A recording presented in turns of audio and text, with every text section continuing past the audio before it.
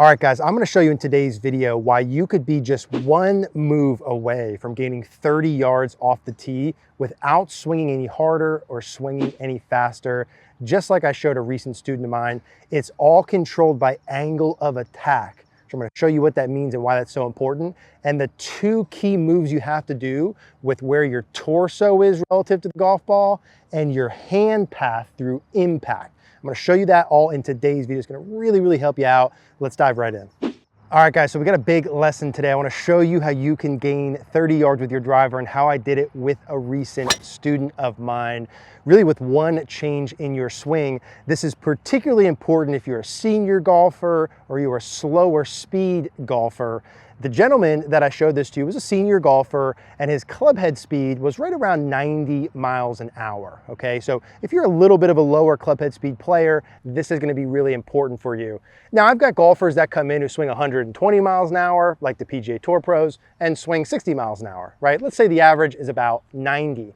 Now we're gonna pop on a Trackman screen on the screen here in one moment. I want you to see the key difference at 90 miles an hour, how you can increase your distance by literally 30 yards without changing your club head speed at all. Let's go ahead and pop that on the screen now. Okay guys, so check this Trackman screen out here and we'll hone in on the 90 mile an hour club head speed. Now notice in the angle of attack over here on the left, you see -5, 0, and 5. That's how far up or down you hit on the ball. Let's take -5 and go across here. This is what my student was at. Notice at 90 mile an hour swing, hitting down on the golf ball 5 degrees, how his total distance with the driver was 231 yards. Now when we go down a little bit to past the 0 into the 5, that means hitting up 5 degrees, which I'm going to show you in this video. Let's go across from there. 5 degrees up, his distance is 259. That means he went, let's just round here, this golfer at 90 miles an hour with the same club head speed went from hitting it 230 yards to 260 yards just by changing the angle of attack. Now notice with the 5 degrees down, the launch angle is really low, 8.5 degrees. The spin is high, 3,100. Not a far carry. So when you hit down with your driver, it launches low and spins a lot. That's bad.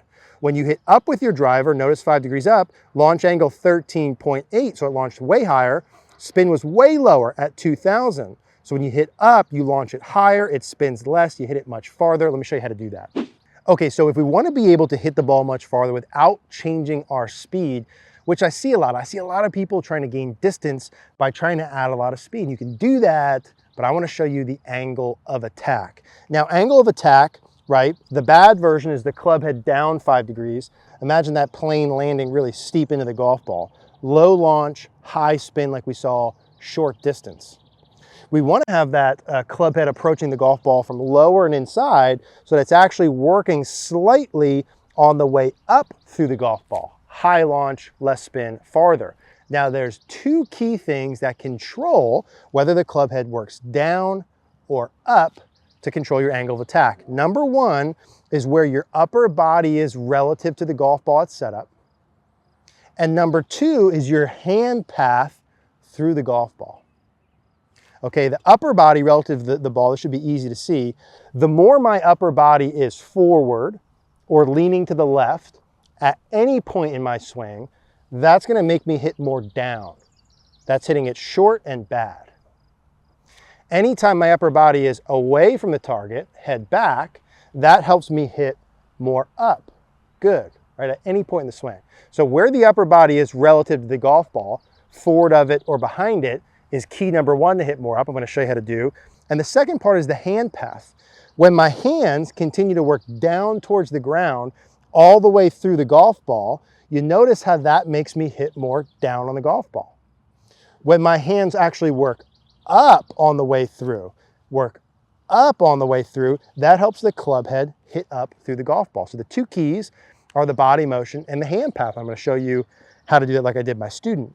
Now it starts with the setup position. So let's ensure, and you could do this with me, the ball is gonna be teed forward in your stance, just inside left heel, underneath the armpit. And we want to control variable number one, the body positioning, right away, right at setup. So if this is straight up and down, 0 degrees of tilt, I want you to feel like you get your right shoulder closer to your right hip, So adding a little tilt or side bend to the point where we're tilted, 8 to 10 degrees away, 8 to 10 degrees away from the target. So the head is going to be behind the golf ball at setup. That's key number one.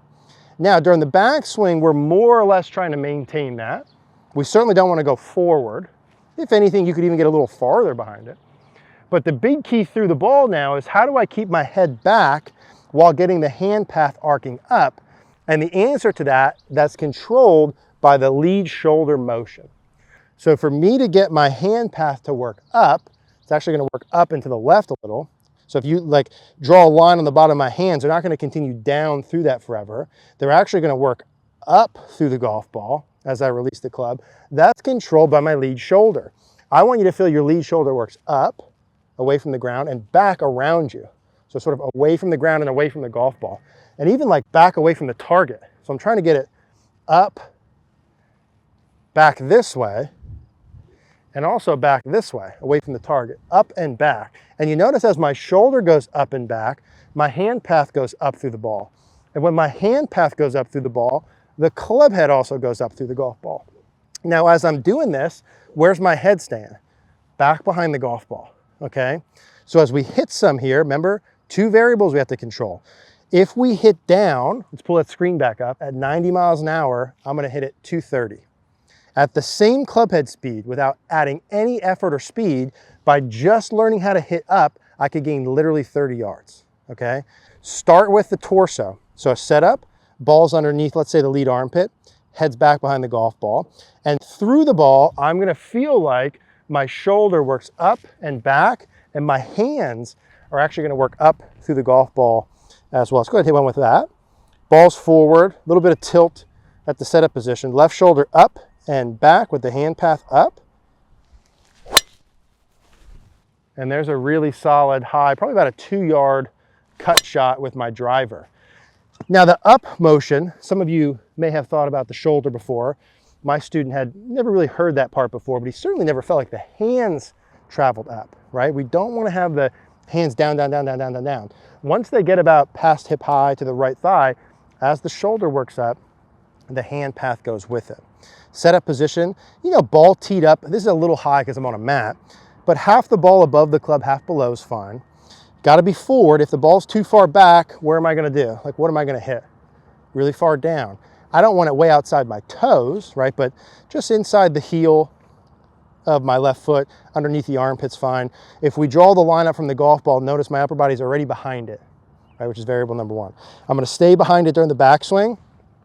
Let my left shoulder go up and back. And notice, as I'm doing that, I'm not holding on like this at all. I'm going to go ahead and fully release the club, let the club head fully go, full release here on the way through, as that shoulder goes up and back.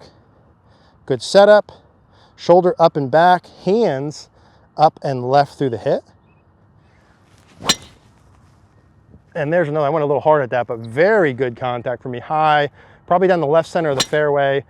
Very, very solid. Now remember, like the Trackman, if you do this well, what did we see between the angle of attacks? The good one had a higher launch, right, like 13.8, and lower spin, 2000.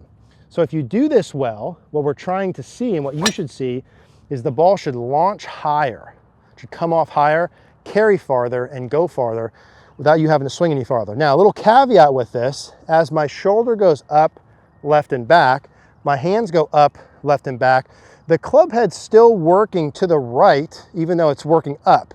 I'm not pulling this left and swiping across it. I'm getting the shoulder right up and back. The hand path goes up, but I'm still feeling like the club head is traveling out some as I'm going through here, still traveling out, not left. And I'm not gonna be shy about letting the club face rotate. Like if anything, I don't mind you feeling like that club is turned down about 45 degrees, especially if you're someone who has a fade too far to the right. Don't be shy about letting the club face close. So we want to hit up. Okay, I want to gain 30 yards. I don't need to swing any harder. I'm tilting back at setup, staying back during the backswing, shoulder up and back. Let that club head go. Hands are up through the golf ball. Shoulder up and back, hand path up through the golf ball. And there's another one. Pretty high, slight cut, right center of the fairway, solid. So if you want to gain 30 yards off the tee, it really is one difference. It's getting your club head to go from traveling too far down to traveling up. And you control that with two motions, your torso and your hand path. The hand path is controlled by the shoulder working up and back. Don't be shy about letting that release on the way through as well. Any questions, always leave a comment down below. If you want to learn how to hit your driver better or what you need to focus on in your swing, would love to work with you at cogornogolf.com. Send us your swing. Let's work together so you can play better this year. Thank you guys for watching.